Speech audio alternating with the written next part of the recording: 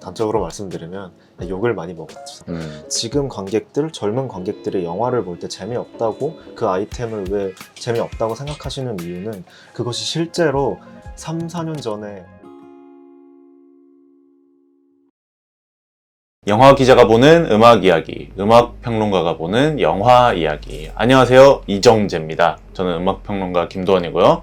오늘은 이정재의 일을 담당하는 이유빈 기자님 모시고 이야기 나눠보겠습니다. 안녕하세요. 네, 안녕하세요. 네, 신의21의 이유빈 기자입니다. 저번에 이제 정재영 기자랑 같이 나온 후에 이렇게 혼자 나오는 것도 처음인데 오늘 한번 잘 진행해 보겠습니다. 네, 좋습니다. 아니, 이유빈 기자님 네. 처음에 그 네. 방송 나가고 네. 나셔서 네. 어떠셨어요? 주위의 반응?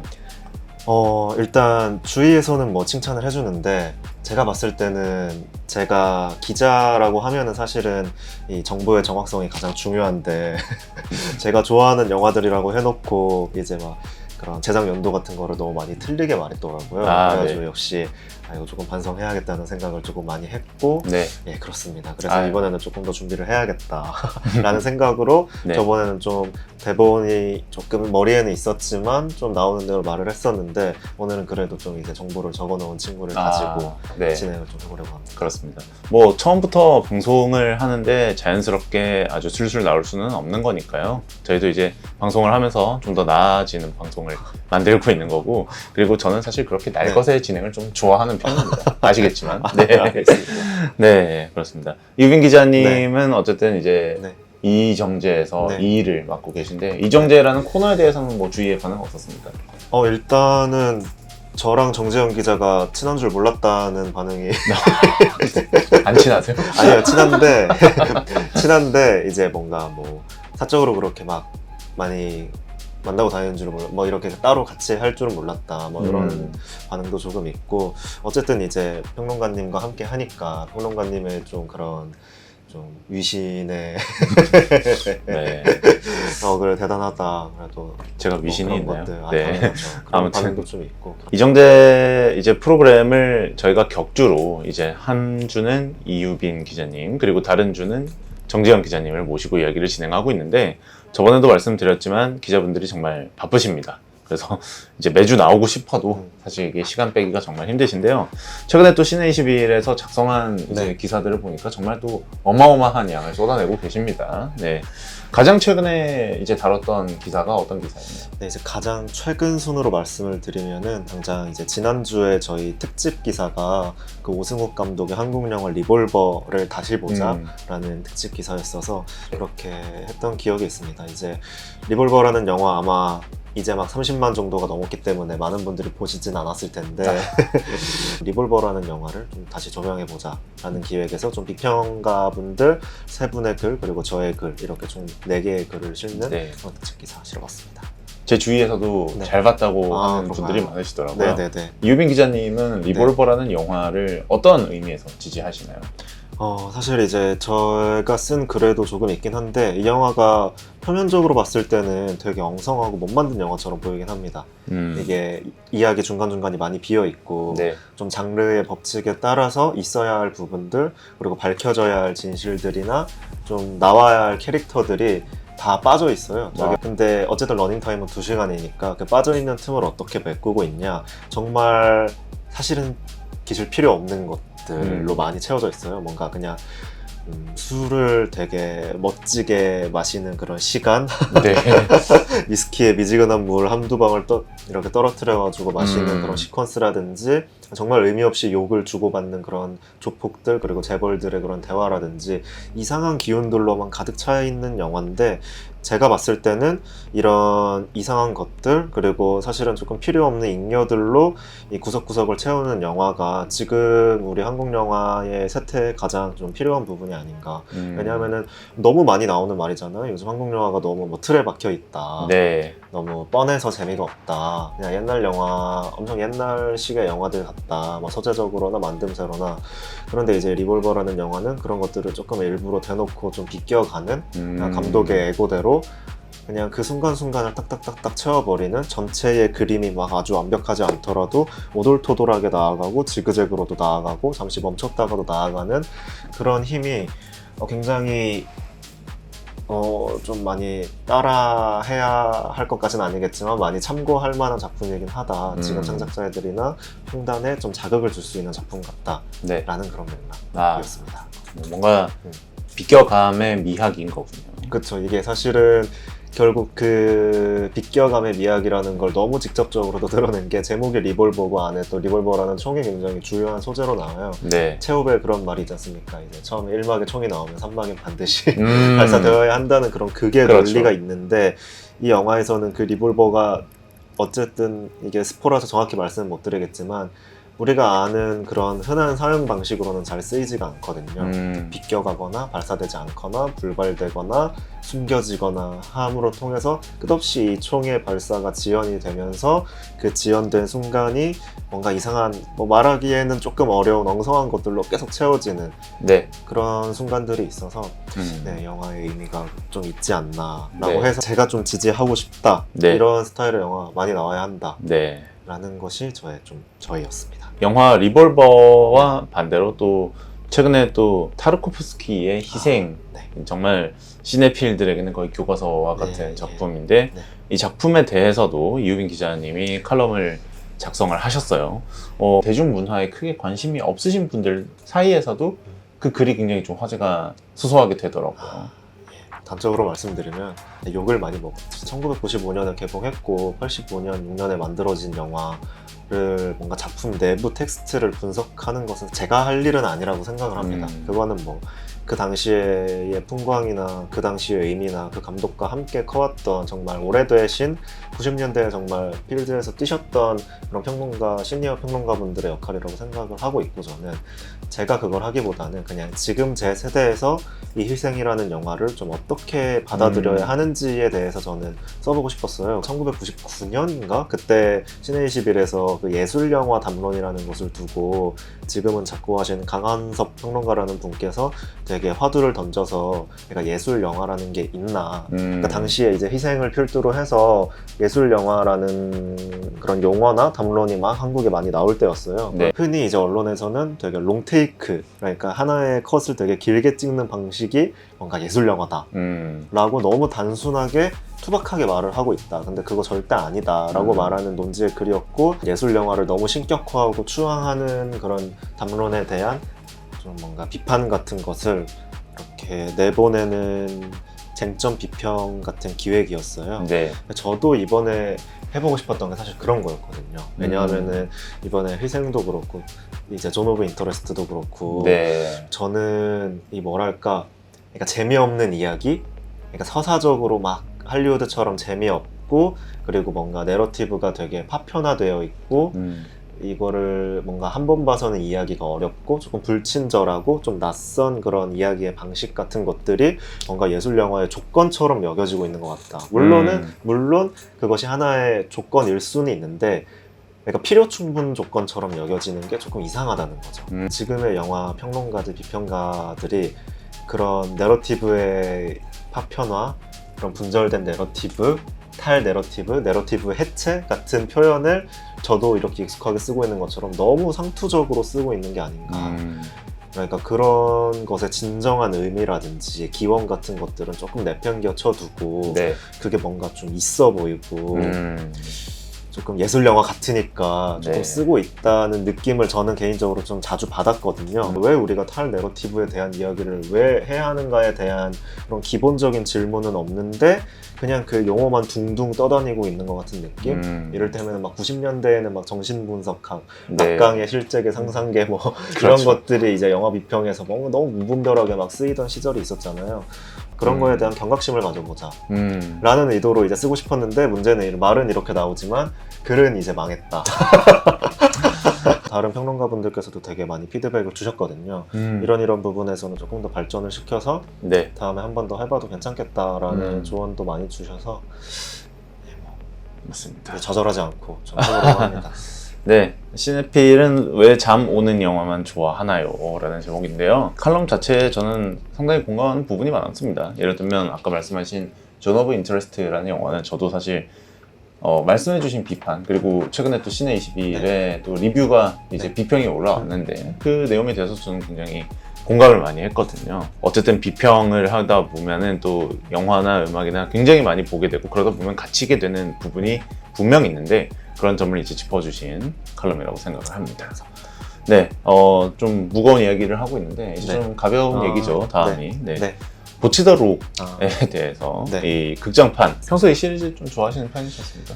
네, 뭐 원작 만화를 그렇게 좋아하진 않았는데 어쨌든 많은 분들 그랬던 것처럼 애니메이션화된 그 애니메이션 작품을 뭐 좋아하는 편이고 저야 뭐 애니메이션을 좋아하니까 보치더 록은 사실 정말 현재의 밴드 음악 유행 그리고 J-pop 한국에서의 J-pop 유행과 사실 굉장히 큰 하나의 물줄기를 이루고 있는 작품이라고 저는 생각이 들거든요.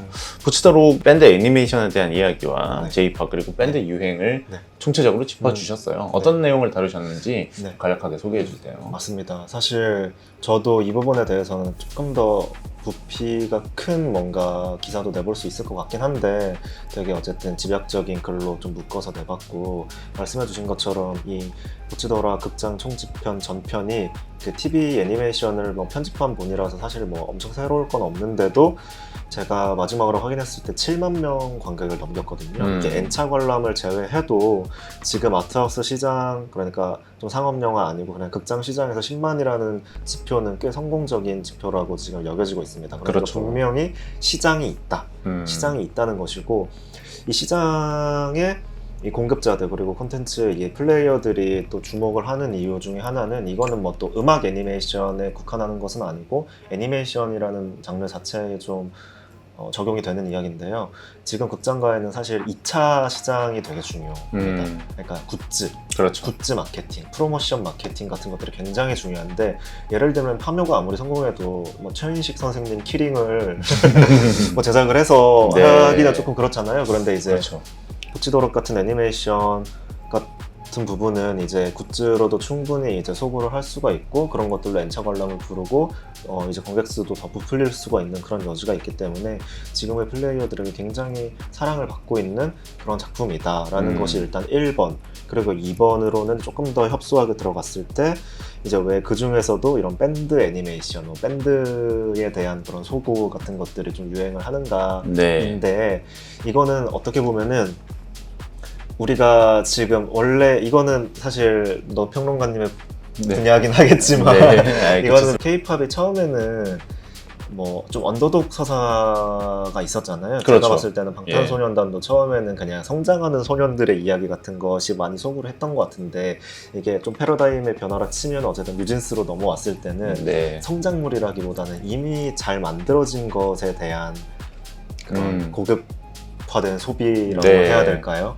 그런 잘 조합되고 잘 조립되고 잘 이제 패스트시된 잘 혼성 보관된 것들에 대한 뭔가 소비 패턴으로 조금 바뀐 것 같고 그게 뭐 엄청 파고 들어가자면은 예전에 뭐 한국 영화에서도 지금 나타나고 있는 패턴이라고도 어떠한 콘텐츠 산업 시장이 발전해가는 그런 네. 경로라고 저는 생각을 하고 있고 어쨌든 간에 어떤 시장이든 그런 언더독 서사를 원하는 이제 니즈는 있잖아요. 야구라든지 그런 스포츠물의 그런 네. 감성들 그리고 이제 밴드의 성장 같은 것 그러니까 QWER을 제가 기사에 네. 짧게 언급하기도 했는데 그런 뭔가 다른 분야에 있던 그런 뭐 제야에 있던 사람들이 이렇게 모여가지고 처음엔 오합지졸이었지만 갈수록 뭔가 엄청난 성과를 내는 그렇죠. 그런 류의 그런 성장물 스토리, 청춘 스포츠물의 그런 양태, 소년 만화의 양태가 지금 이런 밴드물에 조금 적용이 돼서 소비자들의 선택을 받고 있는 것이 아닌가라는 생각을 또 했고 네. 그래서 이 보치더락이 사실 K-ON이라는 그 밴드 애니메이션과 굉장히 많이 비교가 또 되잖아요. 밴드물이라고 하기에는 여기엔 성장도 사실 좀 없고 그렇죠. 네. 얘들 그냥 놀고 먹고 그 맛있는 케이크 먹고 차 마시고 가끔씩 공연하는 그냥 일상물이잖아요. 네. 타고난 락스타. 네, 그냥 한두 번 며칠 기타 연습하더니 뭐 연주 다 할 줄 알고 네. 뭐 딱히 고난이나 난관이 없는 또 이런 말이 유행하기도 했지만 좀 자극적인 말이긴 하지만 이제 미소녀 동물원 장르라고 하는 그렇죠. 네, 캐릭터물로 승부를 보는 그런 작품이었기 때문에 밴드물이라고 하기엔 뭐하고 차라리 요즘의 감성은 그런 제가 기사에 조금 언급했던 울려라 유포니엄 같은 합주물을 빙자한 하드코어 스포츠물 정말 상대끼리 너무 경쟁하고 그러면서 무언가를 이뤄나가는, 혹은 또 이제 비슷한 시기에 나온 걸즈밴드 크라이라는 작품, 네. 좀 그것도 하드코어 스포츠물에 가까운 밴드물이지만 엄청 뭔가 성장해 나가려고 하는 그런 동력이 있는 작품인데, 보치더락이라는 작품은 그 하드코어 스포츠물과 그냥 말랑말랑 일상물 그 중간 어디쯤에 있는 아주 잘 만든 작품이 아닌가. 적당히 성장도 하고 적당히 일상도 즐기는 네. 그런 느낌에서 굉장히 보편적으로 소구할 수 있는 작품이 된 것 같다라는 네. 그렇습니다. 생각입니다. 이우빈 기자님이 네. K-팝을 굉장히 좋아하신다고 아. 정재영 기자님도 말씀을. 전문가는 아니고 그냥 네. 조금 그래도 그 소비자층에 몇 가지 단계가 있잖아요. 그냥 갤러리 덕질이라고 하는 그냥 네. 좋아하는 아이돌 사진만 조금 저장하는 정도가 있을 거고, 그것을 살짝 넘어가면 이제 그래도 돈을 쓰는 소비자가 있고, 그걸 더 넘어가면은 이제 오프를 뛰는 소비자들이 네. 있는 그 정도의 단계가 되는 것 같은데, 네. 제가 이제 간 거는 그 소비 오프 그 중간 정도까지는 이제 가본 정도의 소비자, 그 정도의 네. 대중이라고 봐주시면 그 소비 오프를 간 네. 그룹이 무슨 그룹이죠? 그래서 당연히 이제 트리플 S, 트리플 S. 아. 이제 뭐 네. 공방 이런 거 가보고 콘서트 가고. 네. 그리고 그 제가 그래서 오늘 녹화를 하기 때문에 여기 잘 보이는지 모르겠는데 이 굿즈입니다. 이번 이제 그 걸스 네버 다이 그 앨범에 이제 네. 생물 24 그 앨범 그렇네요. 굿즈거든요. 좀 티는 많이 안 나지만 이제 뒤에 보시면 이제 아, 그렇네요. 트리플 로고도 S의 있고. 로고가 있고. 아, 네. 가짜라고 의심하실까봐 제 뭐 이런 아, 네, 뭐 이런 응원봉이네요. 이제 응원봉까지 이제 구비를 할 정도로 네. 어쨌든 이제 조금 진심이었다라는 거를 이제 믿어주시면 감사드릴 것 같습니다. 그렇습니다. 트리플 S의 매력이 뭐죠? 참이 좋아하는 대상에 대한 이유를 말한다는 게 네. 세상에서 가장 어려운 일이고, 트리플 S는 사실 제 주위에도 팬이 굉장히 많아요. 공통점을 보면 네. K-팝에 대한 진지한 고찰을 어느 정도 아. 하시는 분들이 많으시더라고요. 어쨌든 저는 이제 영화 기자니까 그 영화 매체라는 것과 K-팝이라는 매체라고 일단 했을 때, 하나의 분야라고 했을 때 이제 가장 중요한 것은, 정말 이거는 막 거창한 건 아니고 물리적으로 이것들을 제작하는 시간, 소요 시간, 그리고 자본, 내 크기, 규모라는 것이 이 두 매체의 가장 큰 차이라고 생각을 합니다. 저는 일단 결과물이나 미학적인 무언가를 일단 떠나서 단적으로 말씀을 드리면, 상업영화 하나를 만들기 위해서는 기획하고 투자하고 제작하고 편집하고 후보 정하고 홍보하고 배급하고 상영하는 데까지 그렇죠. 이게 일반적인 루트예요. 짧게는 3년 보통 걸리거든요. 그리고 요즘 코로나가 겹쳤을 때는 막 5년 뒤에 나온 영화도 있고, 투자까지 치면은 막 6년, 7년 막 그런 걸 넘어가는 부직이 있습니다. 산업이 커지면 커질수록, 그리고 어쨌든 영화 한 편 만드는데 이를테면 100억이 든다 치면은 100억을 받기 위한 펀딩을 하기 위해 그 수많은 투자자들과 협의하는 과정부터가 뭐 수년이 걸리는 그런 작업이거든요. 그렇기 때문에 기본적으로 3년 전에 우리가 해야 했던 이야기를 지금 봐야 하는 게 우리 지금 한국 영화 시장 혹은 세계 영화 시장의 현실이라고 봐주시면 될 것 같아요. 지금 관객들, 젊은 관객들이 영화를 볼 때 재미없다고, 그 아이템을 왜 재미없다고 생각하시는 이유는 그것이 실제로 3, 4년 전에, 5, 6년 전에 했던 기획이기 때문입니다. 네. 그렇기 때문에 기민하지가 못한 거죠. 굉장히 융통성 있게 움직이지 못하는 거고, 이거에 대해서는 뒤에 또 말씀을 드리게 될 것 같은데, 그것에 반해서 K-팝은 어쨌든 훨씬 컴팩트하게 딱 기획부터 이제 릴리즈까지 뭐 크리에이티브 디렉터의 그런 손 안에서 아주 일사불란하게 좀 나갈 수 있는, 그런 아주 기민하게 지금의 세태에 반응할 수 있는, 그리고 지금의 유행하는 것들, 지금의 소비자의 니즈들을 적절히 잘 혼성 모방해서 만들 수 있는 분야다라고 생각을 합니다. 그리고 제가 혼성 모방이라는 이야기를 자꾸 쓰는데, 포스트 모던 이후에 문화 산업에서 이 혼성 모방, 패스트시라는 작업은 결국 필수이고, 이것이 돈이 되는 것이라고 당연히 생각을 하게 될 수밖에 없고, 이게 하나의 흐름이잖아요. 끊임없이 쏟아지는 콘텐츠들 속에서, 그러니까 이를테면 요즘에 밈이라고 부르는 것들도 그런 것 중에 하나인데, 우리가 이미 알고 있는 것들을 잘 조합하고 사람들이 좋아할 만하게 잘 정제하고 합치고 조합해서 내보내는 것, 하나의 상품으로 만들어내면 그것이 또 다른 모방을 불러일으킬 수 있는 이 엄청난 자본과 창작과 소비의 무한하고 빠른 순환이 지금 이 전 세계적인 문화 산업의 근간인데 이것을 영화가 해내기에는 영화는 지금 너무 무거운 거죠. 이게 공룡이 된 거죠. 네, 네. 이게 사실 옛날에 영화가 조금 작았을 때 이를테면 우리나라로 치면은 막 70년대 막 정부에 기획안을 내고 정부가 그 검열 딱 해가지고 찍어도 돼 하면은 이제 찍었던 사람들 그런 70년대의 영화를 찍으셨던 분들은 막 1년에 막 4-5편씩 찍으셨거든요. 그렇죠.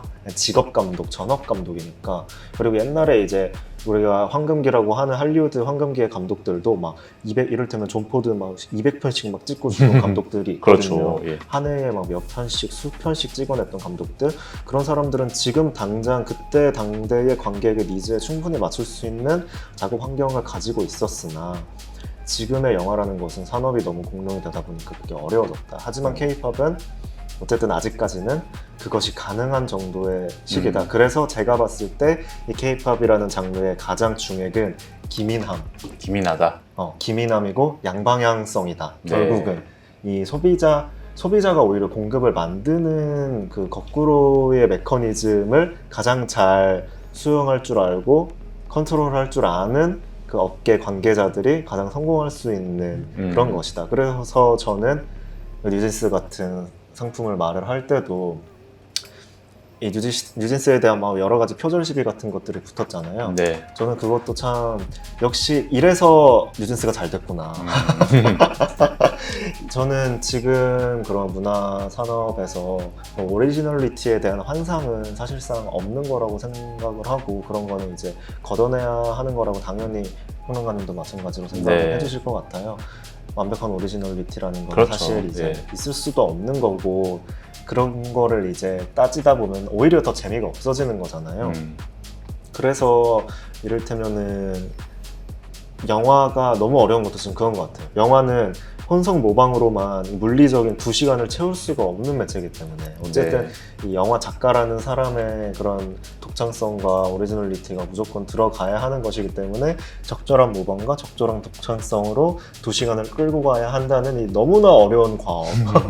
그에 반해서 K-팝은 훨씬 더 영민하고 기민하게 그리고 네. 별 탈 없이 네. 4분짜리 뮤직비디오를 잘 만들 수도 있고 이런저런 최근에 유행하는 것들 그리고 지금의 소비자들이 원하는 과거와 미래의 모습들을 몇 가지 잘 조합하면 충분히 좋은 결과물을 만들 수 있다. 그리고 그것은 막 독창성이 없다고 해서 무시하거나 폄하할 수 있는 부분이 아니라 오히려 격상해서 잘 봐야 할 부분이다. 그걸 잘하는 사람이 가장 훌륭한 이 K-팝 크리에이터다. 그래서 제가 트리플S를 좋아한다.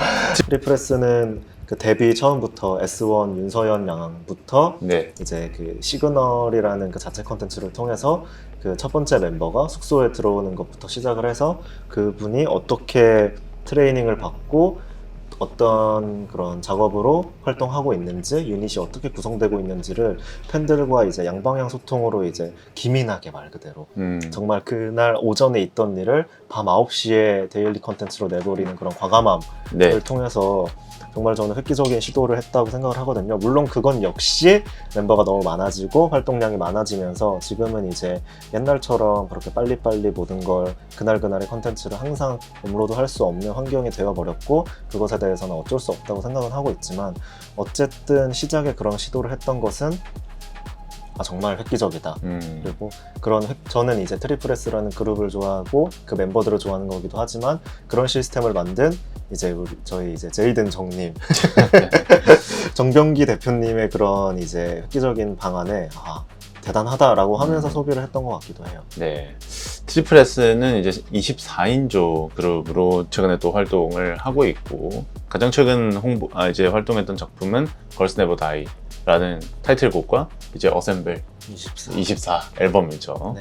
트리플S와 더불어서 이제 뉴진스도 말씀을 하셨는데 그래서 세계관에서 시간관으로 4시대 K-팝 걸그룹의 뮤직비디오 파헤치기라는 기획을 하셨습니다. 어떻게 기획하게 되셨는지 좀 궁금한데요. 이렇게 레퍼런스가 줄줄 나오는 것부터가 네. 이제 그 만드신 분들도 다 그렇게 다 알고 뭔가 모방해서 만들었다는 거고